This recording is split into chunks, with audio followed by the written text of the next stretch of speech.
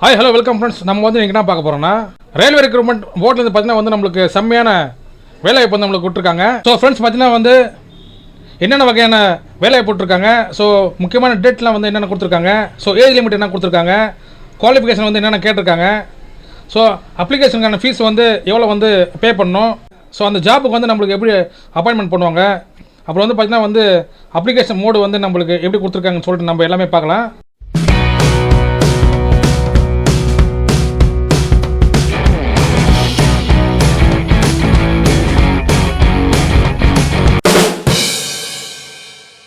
So எல்லாமே வந்து நம்ம டீட்டெயிலாக பார்க்கலாம்.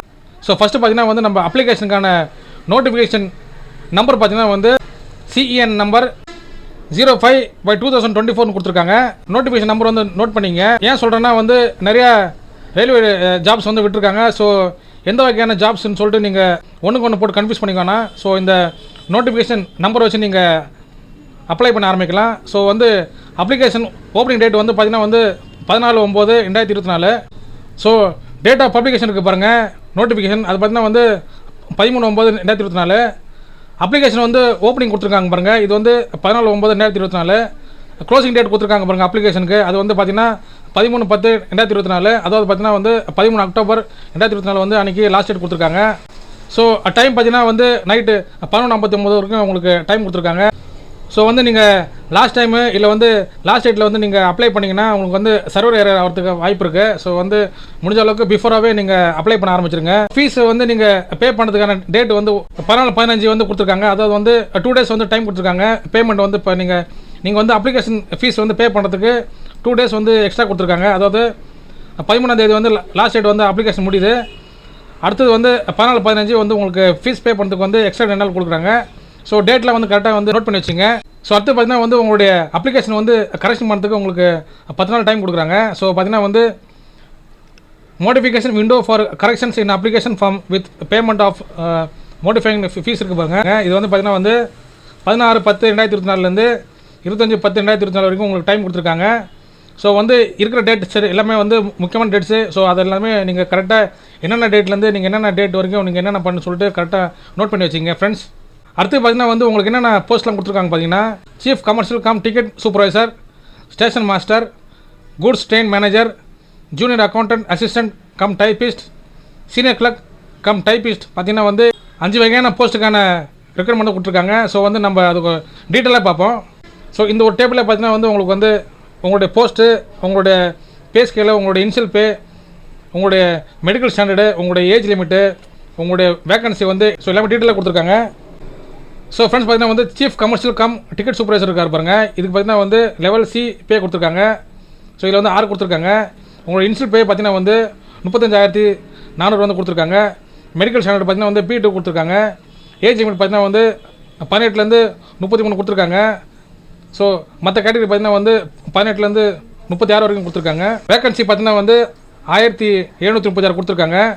செகண்ட் பார்த்தீங்கன்னா வந்து ஸ்டேஷன் மாஸ்டர் வந்து கேட்டிருக்காங்க பாருங்கள், இது வந்து லெவல் இன் 7 CPC கொடுத்துருக்காங்க. ஸோ சேலரி பார்த்தீங்கன்னா வந்து 35,400 வந்து கொடுத்துருக்காங்க. மெடிக்கல் ஸ்டாண்டர்ட் வந்து A2 கொடுத்துருக்காங்க. ஏஜ் பார்த்தீங்கன்னா வந்து 18லேருந்து 36 வரைக்கும் கொடுத்துருக்காங்க. ஸோ டோட்டல் வேகன்சி பார்த்தீங்கன்னா வந்து 994 கொடுத்துருக்காங்க vacancy.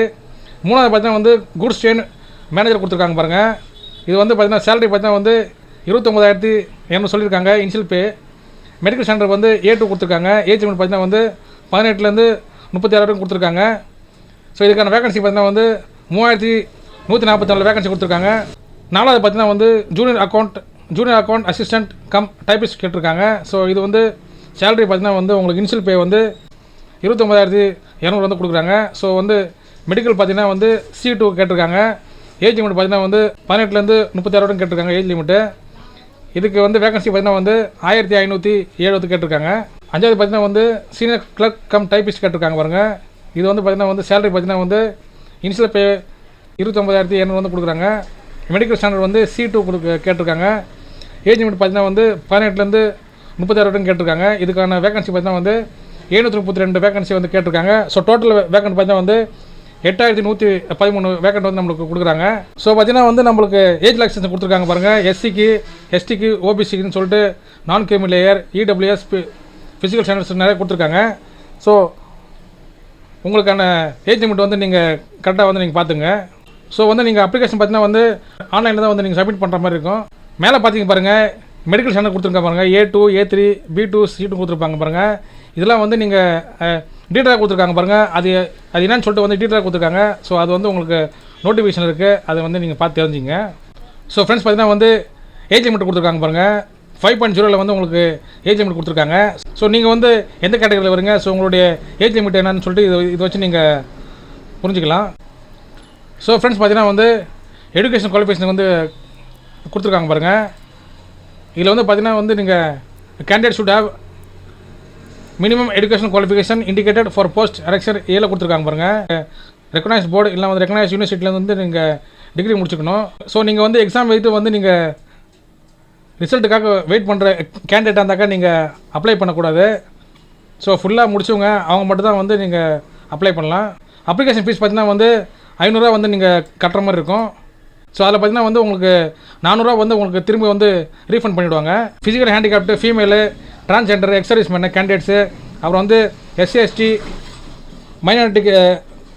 Minority communities, economically backward class இருக்காங்க பாருங்கள்.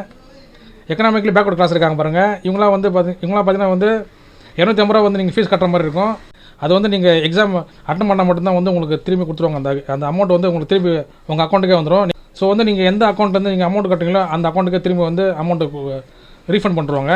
ஸோ ஃப்ரெண்ட்ஸ் பார்த்தீங்கன்னா வந்து நம்ம இப்போ நோட்டிஃபிகேஷன் வந்து நம்ம பார்த்துருக்கோம். ஸோ வந்து ஆன்லைனில் வந்து எப்படி அப்ளிகேஷன் போடுறதுன்னு சொல்லிட்டு நான் நெக்ஸ்ட் வீடியோ போடுறேன். ஸோ ஃப்ரெண்ட்ஸ் வந்து உங்களுக்கு இந்த வீடியோ வந்து பிடிச்சிருந்தா லைக் பண்ணி ஷேர் பண்ணுங்கள். முக்கியமாக வந்து நம்மளோட சேனலுக்கு வந்து நீங்கள் புதுசாக சப்ஸ்கிரைப் பண்ணுங்கள் ஃப்ரெண்ட்ஸ். தேங்க்யூ.